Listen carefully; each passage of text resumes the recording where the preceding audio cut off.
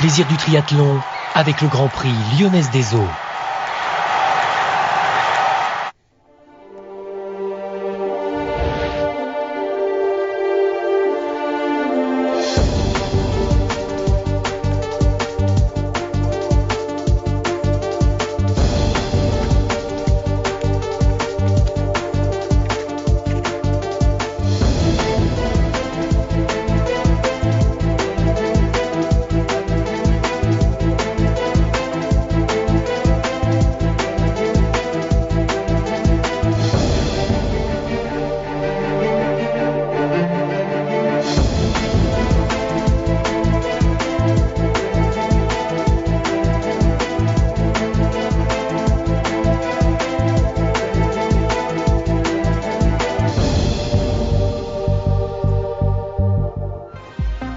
Qu'est-ce qu'elle est agréable cette fin de saison, d'un point de vue des performances d'abord, pour ce qui concerne les Français qui nous ont régalé il y a quelques semaines. C'était en Suède, bien plus au nord, mais à l'occasion d'une des dernières étapes des séries, des triathlon series. Et puis aussi d'un point de vue climatique, parce que là, direction le soleil qui dure sur la Côte d'Azur, à Nice, pour le dernier rendez-vous de la saison du Grand Prix FF3 Lyonnaise des Eaux. 2 courses au programme, en plus de la course open bien sûr, l'épreuve féminine et l'épreuve masculine, avec des enjeux tant chez ces dames que chez ces messieurs. Poissy est en tête chez ces dames et il faudrait bien conserver cette position pour pouvoir glaner un titre supplémentaire de championne de France. Mais attention derrière, ça pousse et rien n'est fait. Parthenay, deuxième du classement, espère bien faire la différence à l'occasion de ce deuxième rendez-vous. Et qui sait peut-être voler la première place aux Pissiaquaises.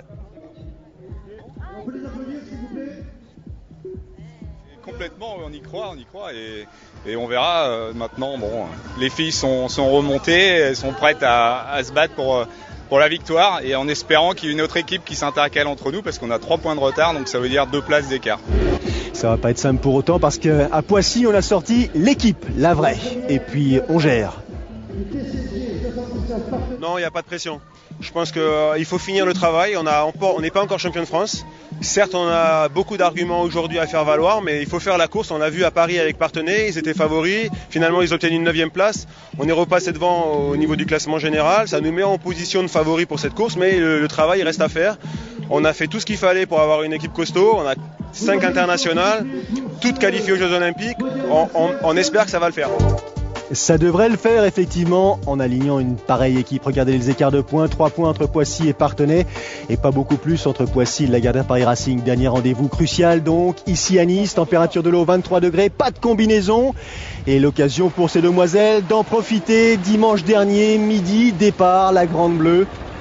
Les petits petons endoloris par les galets niçois, les fameux galets niçois qui ont l'habitude d'accueillir bien sûr les épreuves de triathlon, quelle que soit leur taille ou presque. Le Negresco pour saluer ce départ avec une Jessica Harrison là sous les couleurs de Poissy, et ça c'est pas une nouveauté, qui est en train de nous régaler parce que cette saison qu'elle fait, qu'elle réalise est absolument fabuleuse. Elle a pris le meilleur sur tout le monde, 750 mètres, inutile de dire que pour l'instant c'est elle qui ouvre la voie. Poissy qui s'est imposé lors de l'étape de Toulouse, Parthenay qui s'est imposé lors des étapes des Sables et de Dunkerque. Il y a bien sûr un tout petit peu, je dirais, de suspense dans l'air. Encore une fois, 3 petits points seulement au classement général séparent, avant cette dernière étape, cette 5e et dernière étape du Grand Prix Lyonnaise des Eaux, sépare donc l'équipe leader Poissy de sa rivale première, l'équipe de Parthenay. Conditions climatiques sympas, température douce, même si là encore une fois, on le voit d'ailleurs facilement sur ces images, une petite houle vient un petit peu, non pas perturber, mais animer la progression de ces nageuses. Carolina Routier avec le dossard 51 sur le bonnet bleu en l'occurrence. Carolina Routier, l'Espagnol d'ici non pas du lieu mais du club d'ici les Moulineaux qui pour l'instant ouvre et montre la voie à toutes les autres nageuses en compagnie de Jessica Harrison qui elle ne lâche absolument rien. Format sprint, vous l'aurez compris, 750 mètres de natation, 20 km à vélo et puis 5 km à pied, un parcours cycliste en aller-retour sur la promenade. très rapide donc avec des virages à 180 degrés. Il va falloir relancer vite et fort. On va pouvoir assister à tout ça. Sortie de l'eau pour l'instant avec l'avantage pour Jessica Harrison devant Carolina Routier donc qui est passée. Anna Godoy de Saint-Avertin, André Hewitt sous vos yeux. La néo-zélandaise de Poissy, néo-zélandaise elle qui a pris à l'occasion des Jeux Olympiques une belle, je crois me souvenir, 6e place. Et pour l'instant, la transition avec Catherine Müller, l'Allemande, là, qui est la première, la plus prompte de l'école, a quitté l'aire de transition pour le club de Poissy, suivi par Jess Harrison et André Hewitt. Les temps natation, quasiment rien entre les premières nageuses. Le voici, ce tracé en aller-retour donc, près de 20 km à effectuer. Allez, premier déjà demi-tour là à quelques dizaines de mètres après la sortie de l'aire de transition. Catherine Müller, l'Allemande, n'a pas encore chaussé. Catherine Müller qui reste elle aussi sur une belle performance à l'occasion de l'étape de Stockholm puisqu'elle avait pris la 4e place, même si c'est pas une de celles que l'on préfère. 4e place lors des championnats du monde relais, or qu'elle ne faisait pas partie de l'équipe 1 mais de l'équipe 2 de l'Allemagne. Ça c'est pour l'anecdote. Devant, c'est André Hewitt, le gabarit néo-zélandais de poche qui anime la compétition. Elle avait fait le choix de rester discrète lors de l'étape de Stockholm, mais pour l'instant elle est revenue effectivement là à Nice pour ce dernier rendez-vous de la saison pour ce qui concerne le Grand Prix. Et Micha Réron est là également, Dossard 21,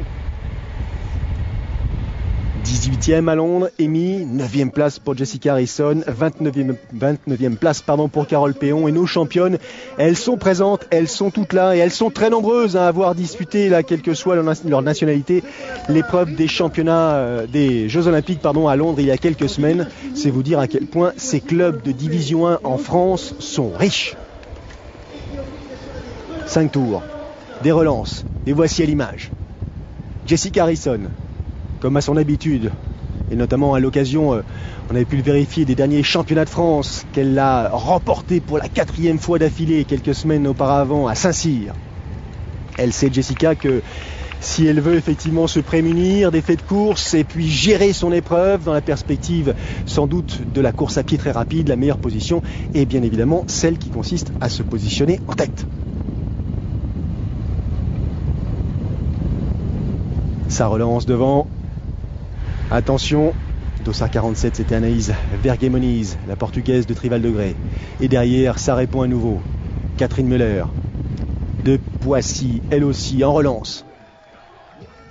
Bon an, mal an, un groupe compact, dense, s'est formé.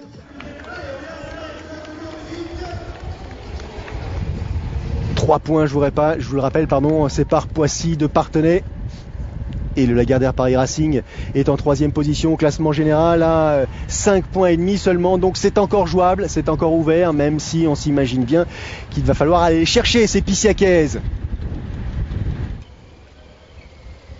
Attention à ces virages, à ces relances. Heureusement, climat sec, donc asphalte sec. Ça accroche bien, ça permet effectivement de pouvoir très tôt réappuyer sur les pédales et engager. Et Noa Muroa, l'Espagnole de Parthenay, elle aussi, 7e lors des Jeux Olympiques. Très concentrée.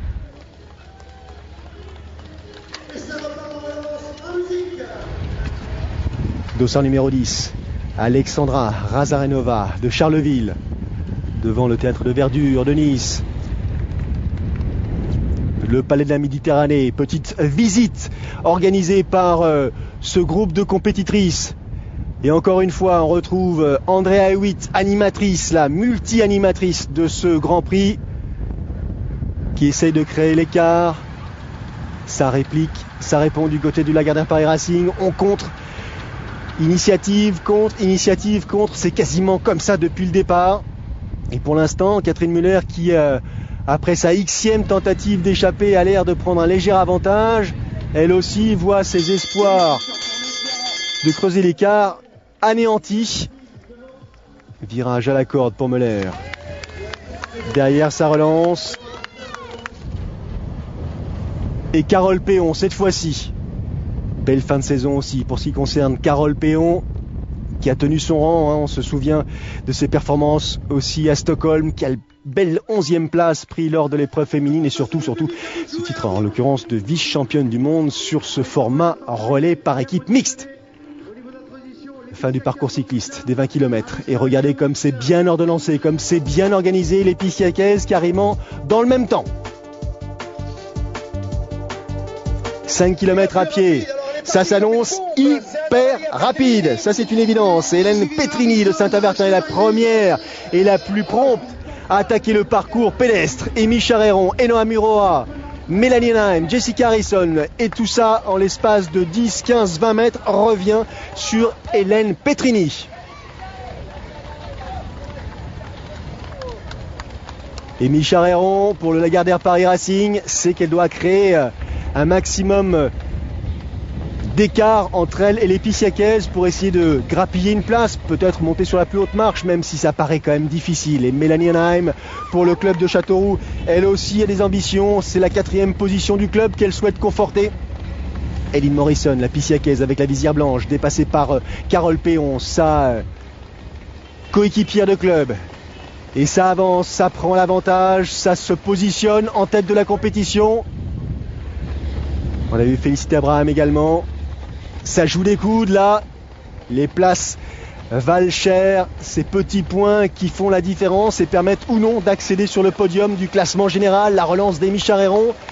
Mélanie Naim qui bientôt sera Madame Hauss dès la semaine prochaine en 2e position. Enoa Muroa à l'Espagnol. 4e place pour Andrea Hewitt. Andrea Hewitt qui se sent bien, qui se sent forte et en confiance, qui contre l'Espagnol. Mais finalement l'Espagnol reprend un léger avantage. Les Pissiacaises, c'est une évidence, sont aux avant-postes.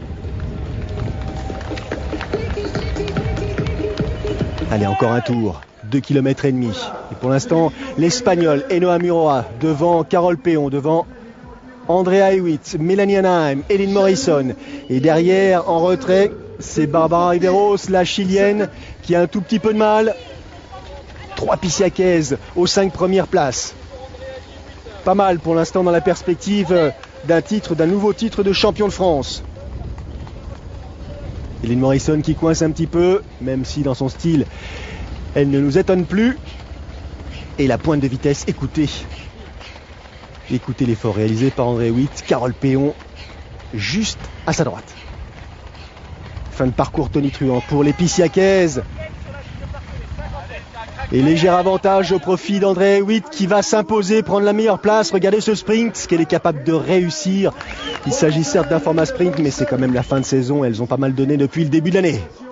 Première place pour Hewitt, 2e place pour Péon, 3e place pour Muroa de Parthenay. Ce sera insuffisant. Victoire et titre pour Poissy. Les voici les Pissiacaises.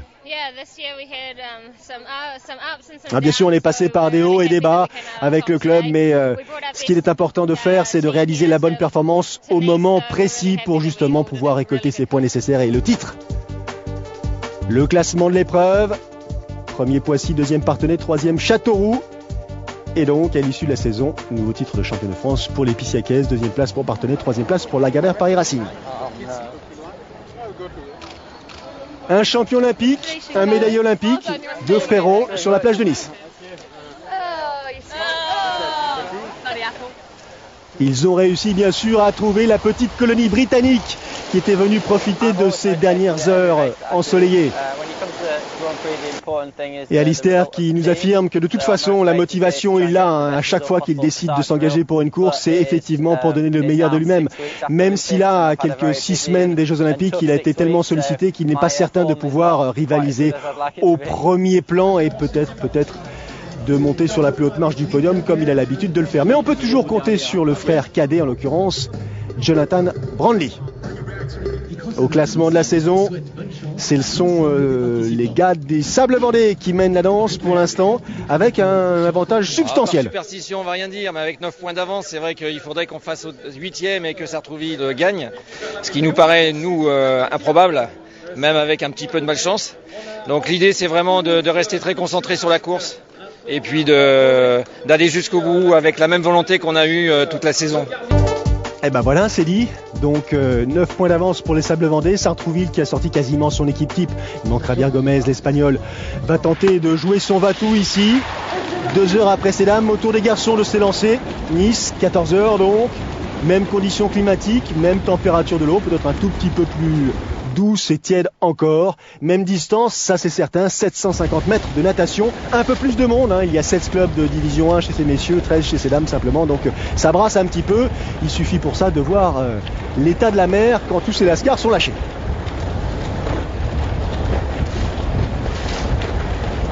Les bonnets blancs des Sables Vendée aux avant-postes. Et ça, c'est pas une surprise. Joao Silva, Davidos, Pierre Lecor, Anthony Pujade, Bruno Païs. Ça, c'est la composition du club des Sables Vendée pour ce dernier rendez-vous de la saison. Là aussi, il y a des performances à l'appel, des médailles olympiques et sans doute des athlètes en devenir. Bonnet rouge classique devant avec l'habitude de mener la natation, un athlète de Saint-Raphaël, en l'occurrence Raoul Chaud.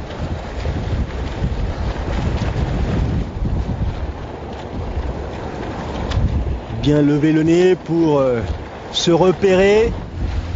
Pour ceux qui suivent, c'est un tout petit peu plus facile. C'est le cas de Frédéric Belaubre dans les pieds de Raoul Chaud.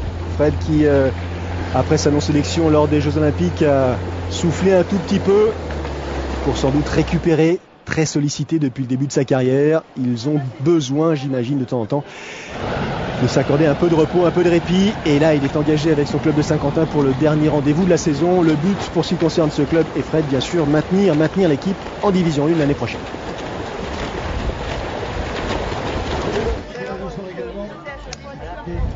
Peloton qu'il un tout petit peu étroit en tête de course. Raoul Chaud, le premier à sortir de l'eau, a posé les pieds et les plantes de pied sur ces galets qui font tellement mal. Fred Belaubre en deuxième position. Vincent Louis de Sainte-Geneviève en quatrième. Anthony Pujade. Jonathan Brownlee. Ça suit avec Davidos et Alistair Brownlee, médaille d'or olympique. Allez, la transition. Pas mal de public, beaucoup de soleil. Grosse intensité. C'est parti pour Raoul Chaud, premier à sortir de la transition. Anthony Pujade, quasiment dans sa roue. Allez, 5 tours, 5 allers-retours pour être précis. 20 km à effectuer. Ne pas perdre de temps pour ce qui concerne Raoul Chaud, essayer de capitaliser un tout petit peu parce que derrière ça devrait revenir assez vite. Il y a de l'enjeu pour ce qui concerne les Sables Vendée, pour ce qui concerne Sartrouville. Et quand on connaît l'identité des membres qui composent l'équipe de Sartrouville, on peut effectivement s'inquiéter un tout petit peu pour sa position leader en tête du parcours cycliste pour l'instant. Gros plan sur Fred Belaubre. Davidos. Il n'avait pas prévu de venir participer au dernier championnat de France. Et finalement, David, comme un champion qu'il est, après sa 4e place notamment enregistrée à Londres, est venu se frotter aux concurrents. Il n'a rien pu faire contre l'ambition de Laurent Vidal qui s'est à nouveau imposé et donc qui a remporté ce nouveau titre de champion de France version 2012 cette fois-ci. Vincent Louis. Belle fin de saison, très belle fin de saison. Ces jeux sont magnifiques. Et derrière, à Stockholm, Vincent, il a pris la 3e place de la course masculine. Et il avait surtout participé à cette 2e place enregistrée par l'équipe de France lors de ces championnats du monde de relais par équipe mixte. On se souvient de ce show que nous ont offert les Français et de ce finish réalisé par Vincent Louis, justement, qui se frottait à Stockholm à Jonathan Brownlee. Davidos, là aussi, relance. Les mains en bas du guidon, ça ne trompe pas. Pas de temps mort. Fred qui s'accroche. Et derrière le peloton, légèrement distant, revient au gré des accélérations, des demi-tours. C'est tout d'abord Toumi Dugam qui permet à ce peloton de revenir progressivement. Et puis ensuite, Brice Debord, 2 gros cyclistes, 2 athlètes puissants qui tout doucement ramènent le peloton sur les échappées. 63, Vincent Louis. 2, Jonathan Brownlee. Le 11, c'est Davidos. Il y a Raoul Chaud et Frédéric Belaubre. Voilà la composition de ce groupe de 5 qui va bientôt se faire happer par le peloton.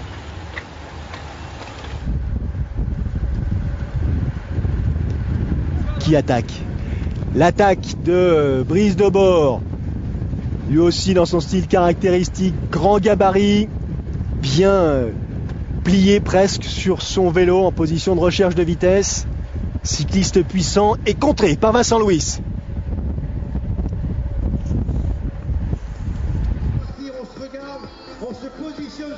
Sainte-Geneviève, 9e au classement général avant cette étape niçoise. Pas d'ambition donc de podium pour ce qui concerne Sainte-Geneviève. En revanche, bien sûr, le maintien et le spectacle, car c'est important de pouvoir compter sur ce spectacle offert par ces différents clubs de division 1. Ça y est, le peloton a repris les échappées. Il reste un petit tour à effectuer, ou presque. Tout le monde va arriver groupé.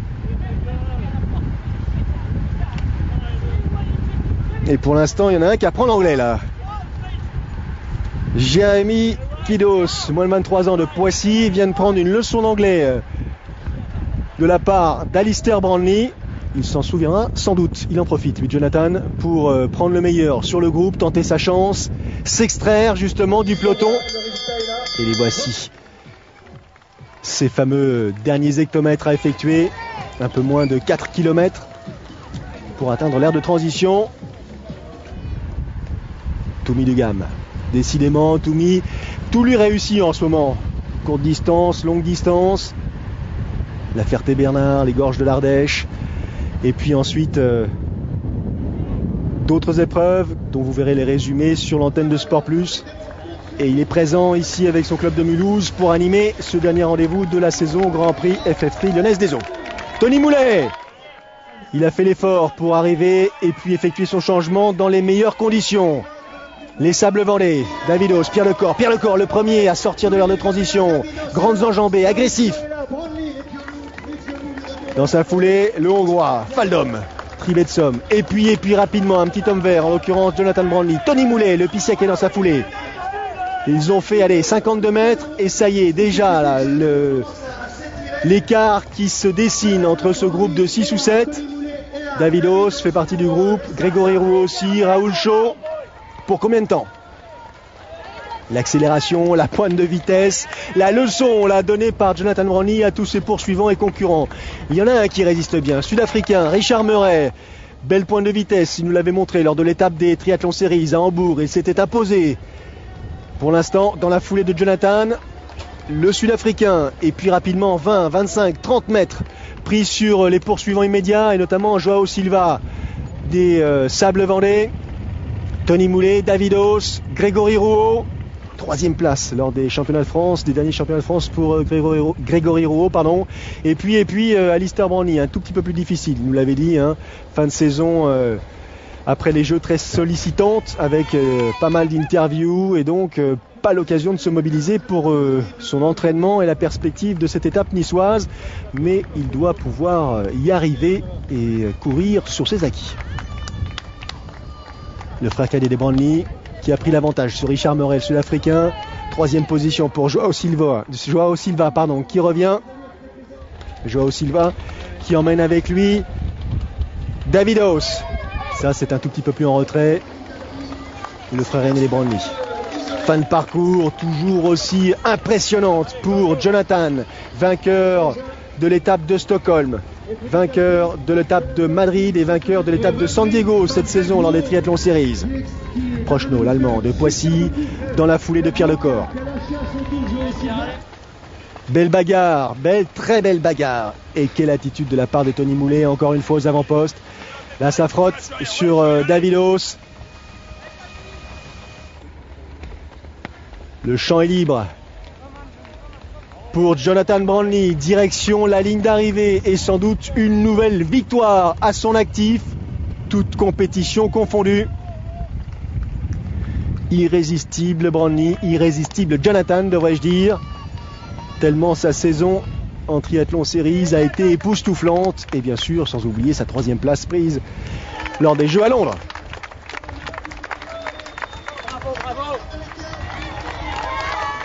La victoire pour Jonathan Brownlee. Deuxième position pour Richard Murray du club de Mulhouse.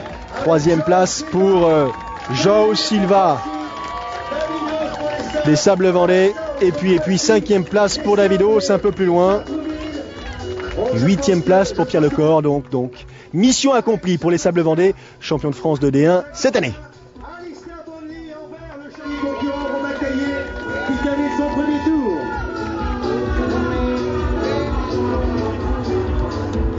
C'est quelque chose de grand parce que on vit grâce à nos clubs, à nos partenaires et donc voilà, c'est des gens qui nous supportent et voilà, donc ce titre c'est un peu la récompense de tout ça.